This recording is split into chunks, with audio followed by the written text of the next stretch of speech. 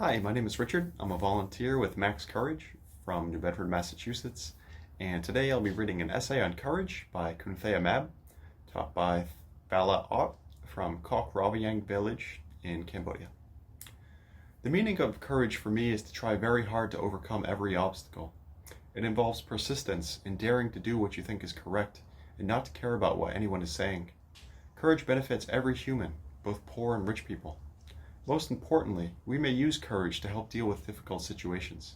Here's a story from my culture that helps me stay courageous. It's an old story about the Queen of Cambodia during the Khmer Empire. She reigned a very long time ago during the era of Shrey Ayutthaya. At that time, women asked men to marry them, but there was not any man who dared to become engaged to her because she was the queen and reigned over everyone. So the queen created a competition for the women to build a mountain, Shrey Mountain, and the men to build their own mountain, Pros Mountain.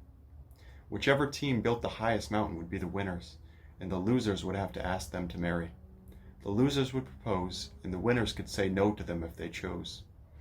The women who were not beautiful or charming liked this idea because it was sometimes difficult to engage a man to be their husband. The women were very clever. They gathered together to make many lanterns, and they flew those lanterns to the sky so that they looked like the morning stars. They wanted the men to misunderstand and think those lanterns were the morning stars, so they would sleep late and not get out of bed to work on building their mountain. Meanwhile, the women worked very hard to build their own mountain higher than the men's mountain. Because of this, the men lost the bet. Starting from that time, the tradition changed, and men must now ask women to be their wife, and the women are the ones who are able to say yes or no.